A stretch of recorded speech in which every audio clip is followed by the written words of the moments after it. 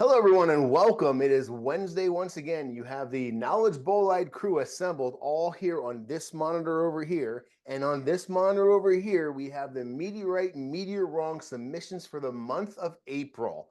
These are our Patreon supporters who support us for $25 a month as a Rockhound supporter, and they can submit a video once per month of a sample for the entire crew to look at.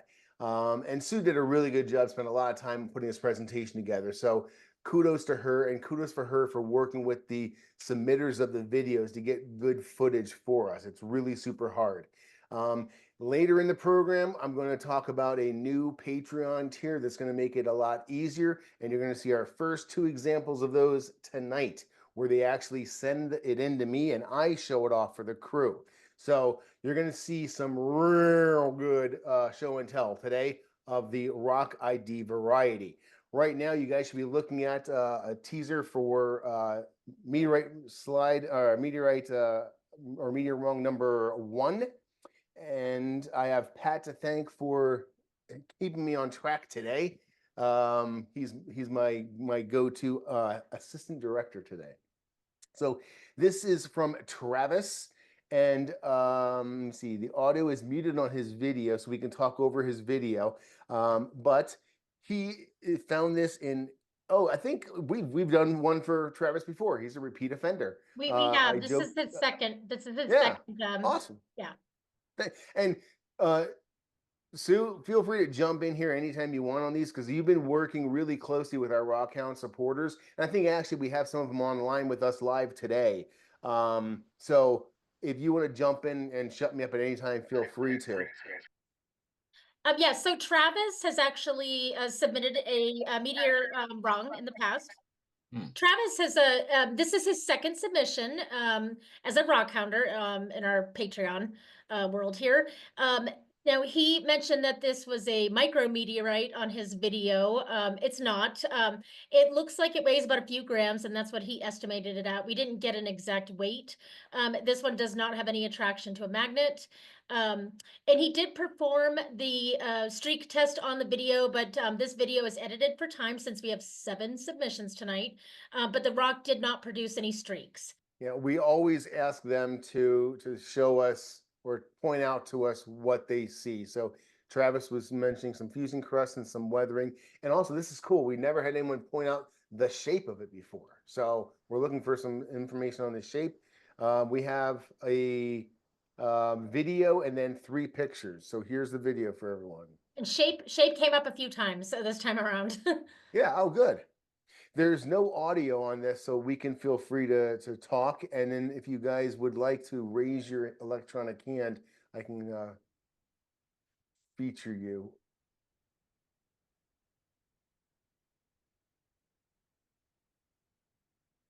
I like the shape of it.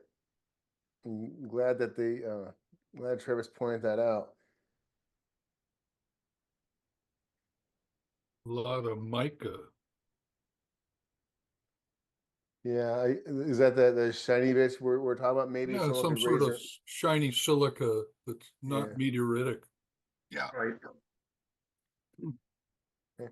Let me see here. We have, and we're going to start off with a bang. Remember, we now have Mike Kelly, I would say on staff, but he's not paid, so he's our resident, our dedicated crew geologist and great all-around guy. Mike, what do you have for us on feedback on this one? So Ben mentioned, it looks like there's mica in there, and I agree with that. And the shape, I think, is because it broke along layered planes, which would be schist. So I think that's a terrestrial schist. Well, thank you very much. That talks to what Ben was seeing as well. Dave Pinsky, what about you, sir?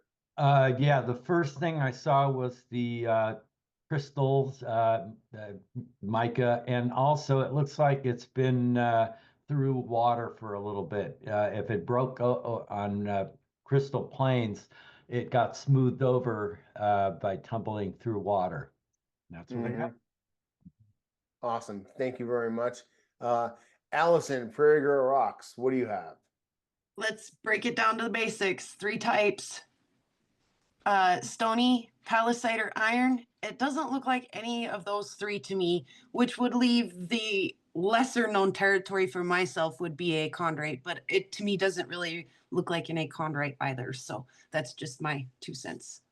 Okay, awesome. So I just had one really quick one. The flat shape is not a positive that indicates sedimentary.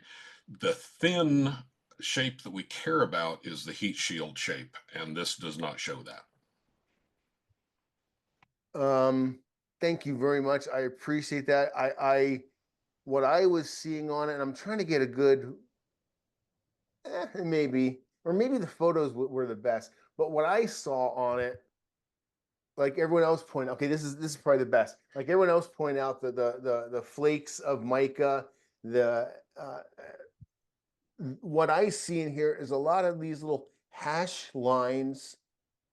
I see them all throughout the item, and I don't know what they are, but I don't see them on me. It's not a meteoritic thing. I love how this edge right here is nice and rounded. That's awesome. I think that right there is a good shape for a meteorite. It's okay for me to disagree with everyone else on the crew and for everyone else on the crew to disagree with everyone else. We're getting our opinions here. I like the shape of it. I like the round edges of it. There's no harshness to it. The size of it, I like the shape of it. When you went sideways, it was really, really thin. And that's why everyone else is saying they didn't like it, the shape of it too much, because it's too thin. It's almost a perfect oriented meteorite for that to be the case, but it doesn't show any meteoritic tendencies or features is what I'm trying to say. To follow through on these hash marks, I don't see those hash marks on meteorites, and I don't see any metal at all sticking up anywhere, even on this smooth area right here. There's no metal. And Allison said it before. Let's keep it simple. It's if it sticks to a magnet, it's going to be a palisade or an iron, or a stony. If it doesn't stick to a magnet, it's super, super rare. Sue, did we have any claim as to what this was, or just a meteorite? No, there wasn't a specific meteorite that he thought it was. Okay. Well, I think the crew did a really good job identifying this. The first thing everyone jumped on was those little flecks of silica, glass, mica. That it's a no right there. That was probably the best little show of it. All that little shiny. That was the first thing that jumped out at me. Yep. All right. So we definitely appreciate that, Travis, and yeah, good work on the photos. All right. This is number 2. Who does number 2 work for? Yeah, this is the one that you really loved. Okay. Finally. Yeah. We get to see a lot of submissions. Sue works with the Rockhounders a lot closer than I do. But Nicholas, solid man. The narration on this was amazing. We had to crop your video because you don't know what portrait. No one knows what portrait and landscape is. Portrait is like this, like a TikTok. Landscape is widescreen, luxurious. You're at a movie theater watching a Topher Spins production. Okay, and we want widescreen. Everybody turns it in portrait the first time, it seems like. All right, Sue, I'm sorry, I'm stepping on your toes. No, that's Talk about okay. Nicholas. Okay, so this meteorite or MeteorWRONG was found on a mining trail in Silver City, New Mexico. And something I added this month is, I don't know where some of these places are. So I am starting to add like where in the state it is. So southwestern New Mexico. It weighs 362 grams. I believe he mentioned something about the density during the video. It is highly magnetic, and he did a test for nickel that turned out negative, and then also a streak test. So we'll see the results of that. Awesome. Here are some things that he reports seeing. Thermal crust, so I guess that's fusion crust, possibly some regmaglyphs, irregular and angular shape, and he did not take time to etch it. So no, he was saying it didn't etch. Oh, thank you for correcting me. Yeah, well, awesome. You'll see during the video. Yeah. That's why we work together. Found on a mining trail in Silver City, New Mexico. It was heavy at 362 grams. It's stone-like and not metallic. There was no rust on it, and it doesn't appear to be flaky. There appears to be a thermal type crust to it, and these may or may not be regomaglyphs, if I'm saying it correctly. It has an irregular angular shape. There don't appear to be cavities extending into the rock or gas pockets. The scratch test on unglazed ceramic is positive red and positive gray. It appears ductile-like and less powder-like. It's highly magnetic. There's no polarity. It's not in and of itself magnetic. It's stone-like and not steel and not clanky. It scratches very shiny and polishes very mirror-like. It's hard but leaves a gray and brown residue. During polishing, it had a very weird and different smell that I couldn't adequately describe. And there are no sparks when I was polishing it. The polish end stained with both muriatic acid and ferric chloride acid. The metal became dark gray and there was no underlying pattern seen to the metal. It was repolished and the nickel alert test was negative.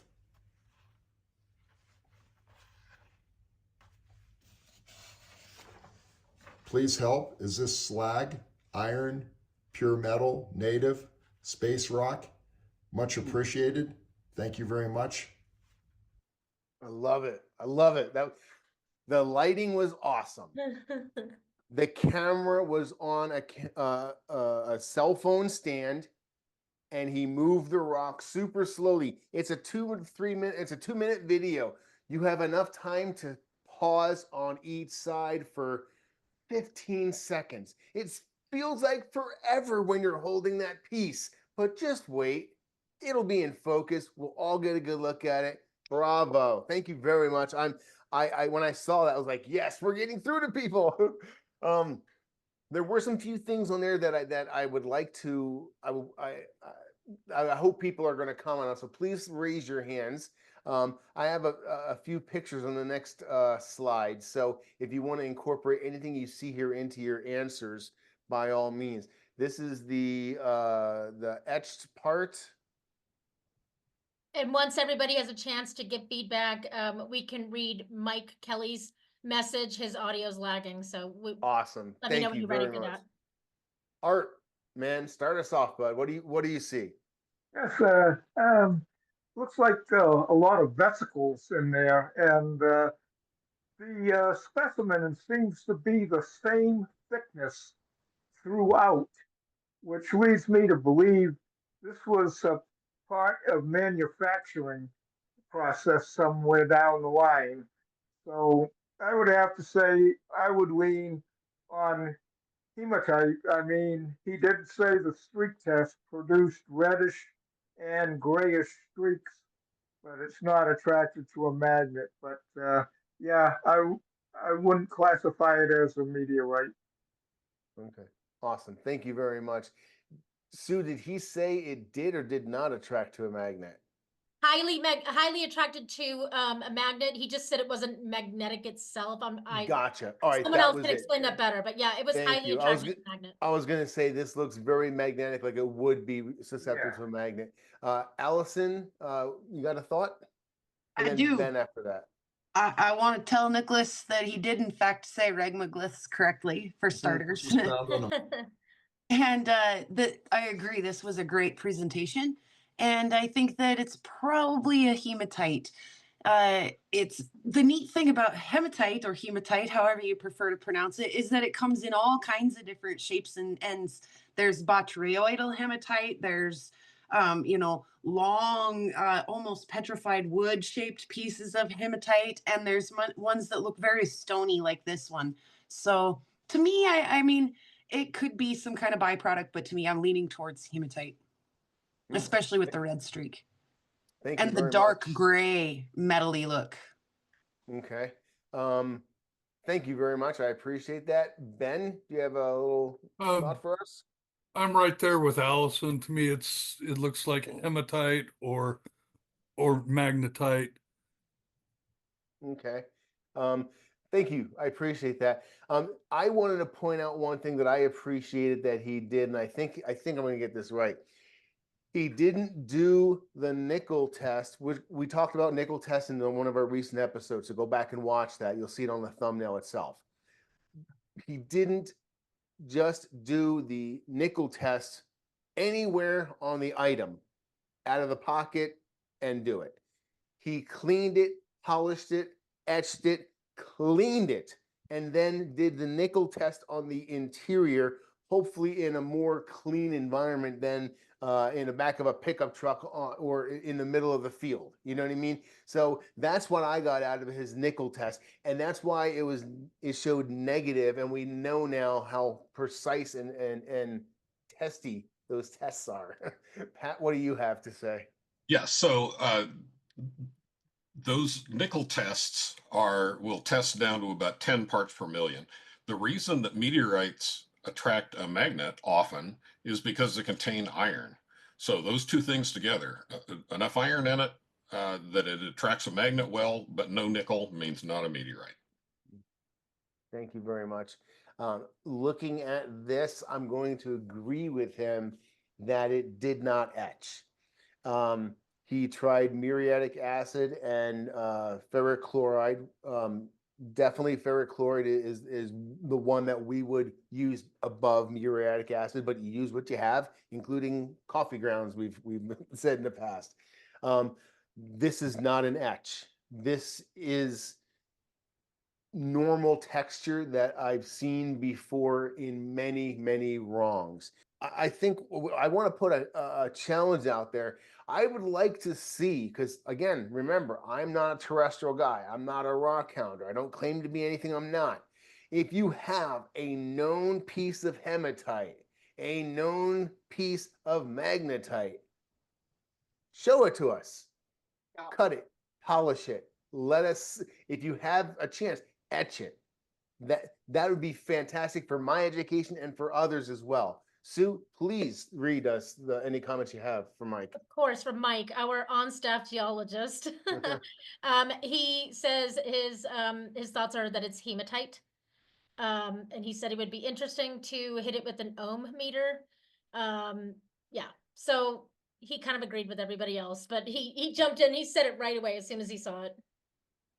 Okay. Wow, we're gonna go down a rabbit hole. We're at 9 minutes on this rock, and we're going down a rabbit hole about ohms meter and connectivity. Oh, we can't do it. It's a meteor wrong. We have to stay on schedule. Well, you have to join us live to have a conversation, guys. Here we have our next one. This is number 3.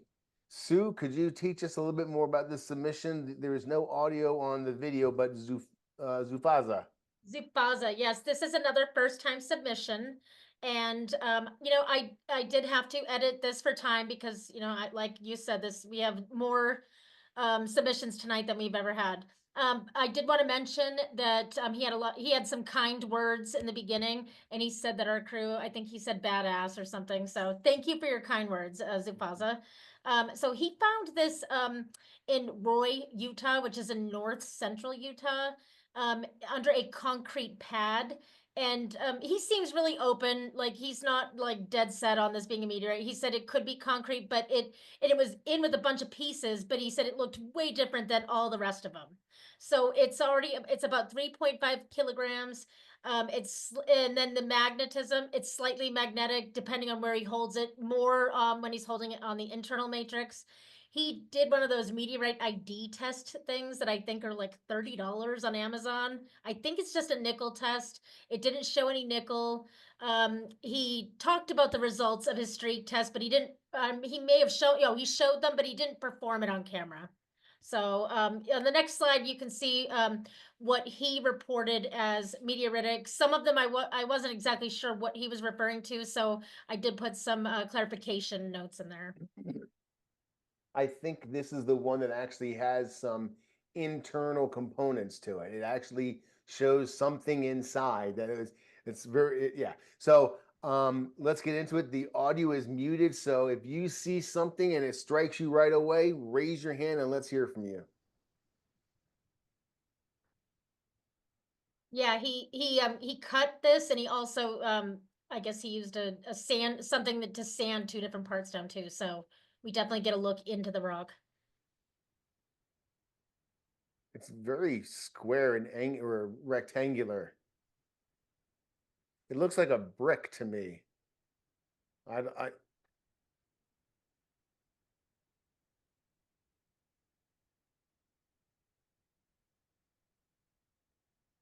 So it's About 3 kilos. 7 pounds. So all of those are from this rock. I would Apparently, imagine. yes. He yeah. did. I think he did the Sure, streak whatever. test from different points of the the rock itself. Yeah. Oh, I guess I did leave that in there. Yeah. No, great job editing these together. So was that okay? No, we still have more Nope, video. yeah, we still have some more. We're seeing a little bit of I have Dave with his hand up, so we're going to go to him in a second, but hopefully this will give you more information for your comment. Dave, over to you with your hand up. Yeah, the shape and the color inside tells me it's some part of the construction material. I don't see anything that would tell me it's a meteorite.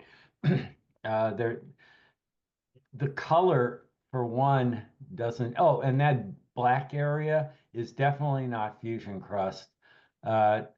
Just too thick and too shiny. I don't see anything that resembles chondrules or metallic inclusions. So when you go through is it a palisade? Is it an achondrite? It just doesn't scream that to me. And the square shape of it tells me that might be some sort of a part of a construction piece. Yeah, Maybe these 90-degree angles right here, Dave. Is that what you're yes, talking about? Yeah. Precisely. And Yeah. it's kind of screaming that. Yeah, that was my knee-jerk reaction when I saw it as well. We're gonna go to Thank you, Dave. I appreciate it. Allison, Can I clarify something? please.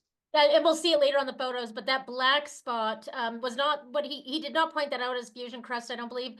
I think he sanded that down, and that was what he was pointing as impact material. I don't think he was familiar with the term, but that's what he sanded that part down. That was not what he was thinking was fusion crust.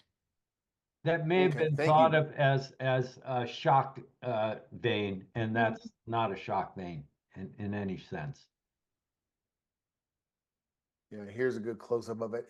Allison, well, I'll let the video play. What do you have to say? Excuse me.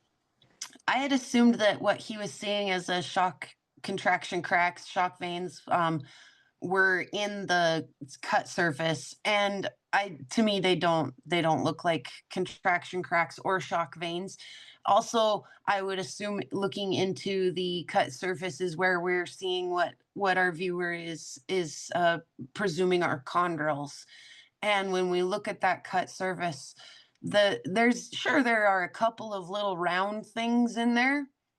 I see one down at the very bottom, and again one up but there's a lot of them that are really not round, like really quite linear actually. And so the fact that they're not quite consistent in shape, plus the stuff in between kind of doesn't really look like chondrules, and I almost see some little tiny pits here and there. I'm gonna say that thing just screams terrestrial to me. Yeah. Okay. Also, I don't see any metal in it. Yeah, exactly. That was the one thing I was gonna say is like we see a magnet reacting to it, but that's just metal that's inside of the other minerals. It's not free metal that we see and expect to see in chondrites. By free metal, we're talking about metal that you see in flakes, not metal that's been absorbed and weathered into the meteorite itself. So yeah, for those reasons of what we're seeing and what we're not seeing, let's look at the photographs. But I think we have a pretty good eye on this. Yeah, there I don't see any flakes of metal whatsoever. It's nice to always have as many different looks into it as we possibly can. And this is almost a more conclusive look. So I appreciate this one. I don't see anything that I want to see in there. I took that as a screenshot from the video. Mhm. Same with this one, but he provided some even better photos. Okay. Oh wow. Okay. Yeah. The next one's this one shows the angularity that that Allison was talking about. Yeah. This to me looks like caliche or some type of buildup on the rock itself. So, do you have a sound bite for me, Art? Yeah, I think what Uh, tipped me off was where he found it under a bunch of broken concrete or something, which would just seem to be something having to do with a construction site. Yeah. Thank you for closing loop on that. I'm glad you brought that up because the first thing I saw on this was a brick or some conglomerate pushed to like this is another good look. Someone mentioned how porous it was. This is a good look into that. Mhm. Yeah, I think we nailed this one, guys. And I mean this with all due respect to Zufaza, but those were definitely not chondrules. And if those were chondrules, I don't think that Pat Brown would be obsessed with chondrules. I might be that. I think it's a pretty rock, but You know, honestly, if this was cut for us to look inside, so you accomplished your goal. If this was cut professionally and polished, I have no idea what it looks like, but Allison's right. It may be very pretty as a terrestrial sample. We are now at 18 minutes on this sample. We are moving on. Okay. We are doing a 2-for-1 in this one. Sue, you wanna? We have audio on the video as well, so that's a 3-minute and 20-second video. So not gonna pause anymore. Oh, Okay. Clark Yes, this is from Clark. California. No, California. Oh, you've got the crew should be familiar with Clark. Well, we'll see a little bit later. He does believe that these are related to each other. I'll just leave it at that for now. And so, he had sent us a video with both of the rocks together, and we said, no, split it up. We're going to look at these separately, and then we can assess. So the first video, Topher, we're going to let the sound play, just because I love hearing him narrate it. And then the second video, where it's muted, you can jump around, and then we'll take it from there. So let's look at what he thinks is meteoritic. Hello, everybody. This is Clark Stevens, back from Ontario, Canada, with another rock from my September 2024 collection. This one happens to weigh 51 grams, and it is magnetic. Very magnetic. Happens to have beautiful flow lines.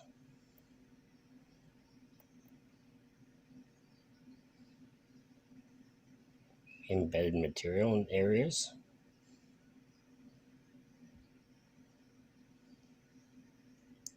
Fracture points, fractures around the top point, inside. Had a rough tumble, trust me. Carrying on to this backside, which might be crazy. Crazy.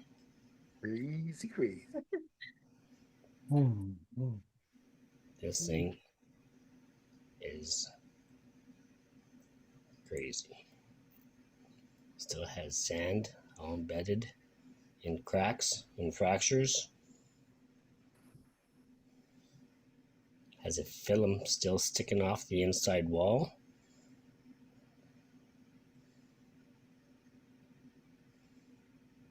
Also up top.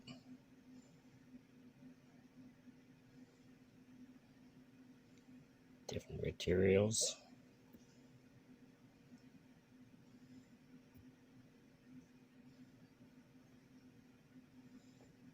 I'm presuming it's pretty close to the core.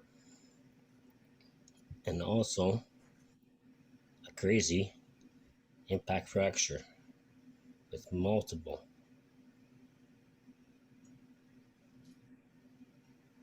textures to it.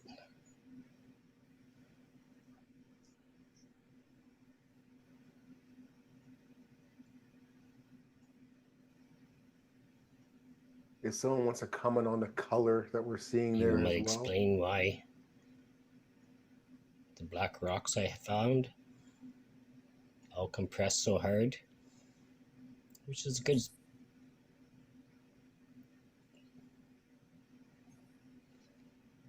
Even has a broken piece that is mobile. It still will not come out.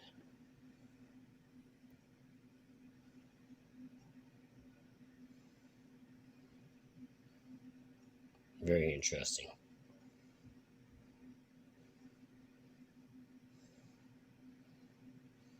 Good clue. Might even be close to the Black Beauty. Same family with that close impact. This is nice. Thank you very much. All right. Wow. Good. I have a plethora of hands. Ben, you have the first minute and a half. What's up? Dude, it's totally slagacious. I'm seeing giant gas bubbles on one side, Buddy? and on the other side, what he thinks are flow lines are strictly direction of flow when the stuff was still molten and the crap was being skimmed off the top before the pour. It's slag. It's Okay. if he opened it up, he would have seen the same color on the inside. Awesome. Does anyone want to contradict what Ben is saying? Or not? Let's just go to you, Pat. What do you have for us? Yeah, so this is classic slag all day long. So on the top surface, he was seeing striations there that he called flow lines. Right there. Real flow lines on real meteorites are on smooth surfaces. They're not on very undulating surfaces like that. He was talking about fractures. Well, that's one of the ways you can tell slag is that it has a characteristic brittle fracture. And it also, he talked about included material that's super common in slag, especially when they dump it out of the railroad car on the ground. There's voids everywhere. And specifically, the voids are not spherical. They're stretched into longer shapes. That means expanding gas bubble in a material that's flowing or moving. There's one area that is glassy. I can see some very tiny conchoidal fractures, but not super clear. This shows a little bit of iridescence that's also characteristic of slag. And finally, the colors, that brownish sort of color and the black color, that's slag all day long. Thank you. Especially when you see them together. Yes, I agree. Thank you very much. Wow, we got good hands up. Let's go to Art. What do you have? Yes, sir. I concur with everybody's mentioning it. Everything points to being industrial slag. And what clinched it for me was the flow lines were texture on the surface when it was molten and created those undulations that don't even resemble flow lines. And the reddish brown and the black flash, that's typical of slag. So, okay, awesome. I appreciate that. I'm going to ask Dave and Allison to try to remember their thought and see if they can roll it in on this next sample as well. These are some fantastic photos, by the way. I agree. A few of our submitters, they struggled with the video, but they gave us excellent photos. Yeah, like these photos are really good. In fact, they're so good. Allison, you get to go right now. Oh, I'm just like busting over here. You mentioned in the comments that you could see me smiling.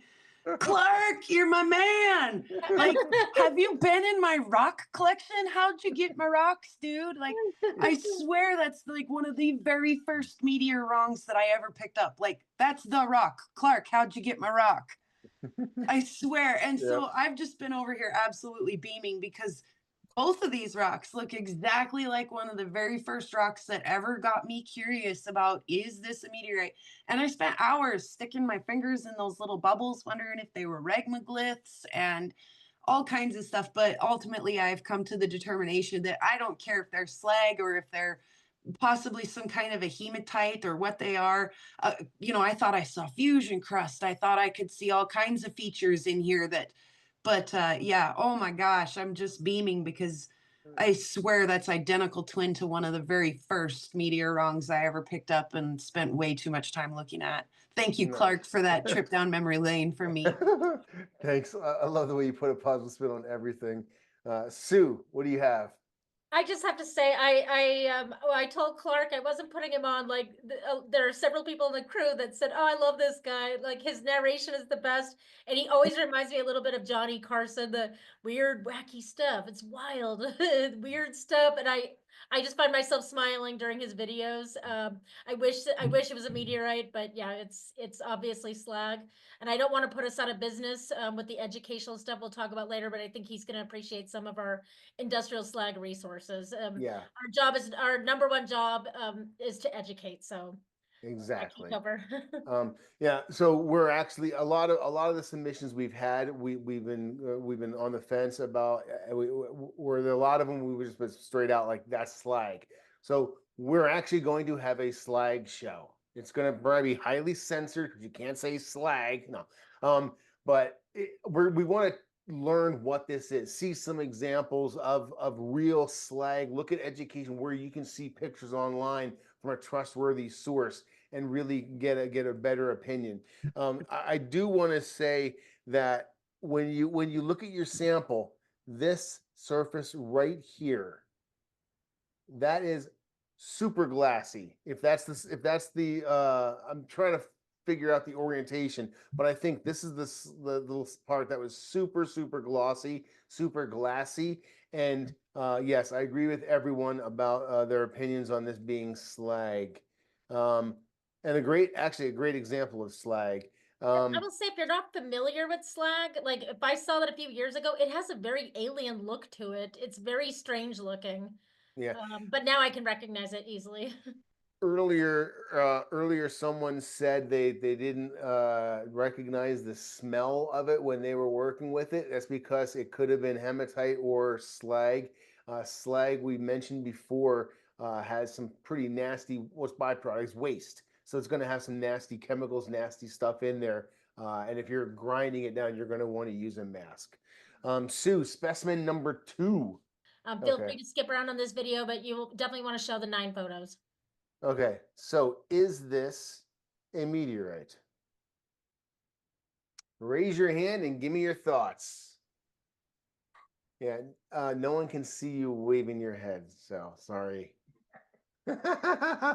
I will go first and say what I'm seeing right here is some air bubbles and some spread out through the entire piece. I'm seeing air bubbles. I'm seeing the same black and brown with the shiny, glossy, almost like a melted piece of plastic over the top. That's the only thing it looks like to me, is if you melted a piece of plastic and it just melted really super smooth. Of course, you turn it over, and this is where a lot of the bubbles are. Oh yeah, there's bubbles everywhere. I'm going to call this one slag right out of the get-go. Yes, it's going to be metallic because, well, a lot of slag is metallic because it's metal manufacturing runoff. We have one hand up so far. Pat? Yeah, so again, this one is pretty much classic slag. Yes, it's got a bunch of bubbles in it, but study the shape of the bubbles. They're not spherical. In the rare times where we see vesicles in meteorites, they're virtually always spherical. These are stretched and elongated into weird shapes. And that plasticky thing, Topher, that you were talking about, Yeah. that is the wrinkly skin, which is another dead giveaway for smelting slag. And the included materials here, when they, in large iron smelting operations, they will fill up big containers on railroad cars, drive them out to the yard and dump them off the edge of the track. So they get all sorts of rock and dirt and other sort of crap in them. Classic slag. All right, cool. Your classic slag. Art, what do you have? In looking at that, there were a couple of other things related to furnace industrial slag, referred to as cinders or clinker. And it's used in the furnace, I think, to make the flame a higher temperature for whatever industrial process that's going on. And, but it would be more iridescent than this one, I think. Yeah, so I'm just going to go with everybody, and yeah, industrial slag for sure. Awesome. Thank you very much. We appreciate your educated opinion, because you you're going to help us out with our slag show. So slag man. Allison, what do you have? I'm not going to just agree with everybody. I don't do that. I'm going to break it down. What type of meteorite do we think this would be if we thought it was a meteorite? An iron, maybe? I mean, I'm just guessing what the viewer sees there may be different than what I see. And so if in fact this were an iron, we're not seeing any iron color to this. We're seeing that kind of consistent, homogeneous kind of black color to it with the little interruptions. Maybe those interruptions of red could be interpreted that maybe this was a palisite. And again, it's not a palisite. We're not seeing any of that iron color, that kind of homogeneous black. Not only that, but at one certain angle, I saw almost a rainbow of colors from like purple to pink to green, which would be a pretty dead giveaway of right here you can see some of it. Oh man, and as you put it through the light, it kind of shimmered across the top. So I don't like the shape either, but I don't like the homogeneous color, the lack of metal, and again, just let's go back to basics. What kind of meteorite is that? It doesn't really quite fit the boxes. Yeah, exactly. So, what box are you going to throw it in? Yeah. Thank you very much. I'm going to go off on a little topic here as well. When we do see some meteorites that have vesicles. Yes, they're rare, but we do see them. We do show them off because we like showing you the rare stuff. There are regmaglyphs on meteorites. When you look at the relative size and amount of either of them, whether it's vesicles or regmaglyphs, they have to be in the right places, first off, and they have to be the right size for the piece you're looking at. There is no way in the world a little meteorite this big is going to have deep regmaglyphs all over it. It's just not going to happen. That is the very center tennis ball of the basketball that started. The basketball that you have started out as a beach ball. So you're not going to see a piece like this is not going to be full of regmaglyphs. I hope that helps you guys understand it a little bit more. Now we do have a bonus for these two. Clark theorized that the two specimens that we just looked at, he believes that they are two pieces of the same rock, and he wanted to demonstrate that for us. So that's why we had him send the two separate videos. We want to share what he sent over, and he was excited about this, but I don't know that we'll necessarily agree, but I'm going to let you guys decide. These two guys go together. The hole and divot for the horn. Everything slides right into place.